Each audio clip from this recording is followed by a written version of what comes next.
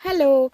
അപ്പൊ ഇത് കണ്ടില്ലേ, നമ്മുടെ വെഡിങ് ആനിവേഴ്സറി സ്പെഷ്യൽ ആയിരുന്നു കേട്ടോ ഈ കേക്ക് എന്ന് പറയുന്നത്. വേറെ ഒന്നും മേടിച്ചിട്ടുണ്ടായിരുന്നു ചെറുത്, പക്ഷെ ഇതായിരുന്നു നമ്മുടെ മെയിൻ കേക്ക് കേട്ടോ, വാട്ടർമെലൺ കേക്ക്. ഞാൻ അങ്ങനെ വീഡിയോസിലൊക്കെ കുറെ പേരുടെ കണ്ടിട്ടുണ്ട്. അപ്പൊ എനിക്കും കുറെ നാളായിട്ട് ആഗ്രഹം ഉണ്ടായിരുന്നു കേട്ടോ. അതിനായിട്ട് ഞാൻ വലിയൊരു തണ്ണിമത്തൻ മേടിച്ചു. 7 കിലോന്റെ തണ്ണിമത്തനാണ്. ഞാൻ മറ്റേ ലൈറ്റ് പച്ചയിൽ ഇങ്ങനെ വരവരുള്ള തണ്ണിമത്തല്ല, അതാണ് മേടിച്ചത്. പക്ഷെ അട്ടർലി ഫ്ലോപ്പ് ആയിരുന്നു എന്ന് തന്നെ പറയാം കേട്ടോ.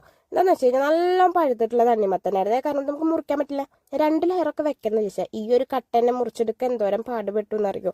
അപ്പൊ പിന്നെ ഫ്രൂട്ട്സുകൾ കുറച്ചേ കിട്ടിയുള്ളൂ കേട്ടോ. നമ്മുടെ ഈസ്റ്ററിനായിരുന്നു നമ്മുടെ വെഡിങ് ആനിവേഴ്സറി, April 20 കേട്ടോ.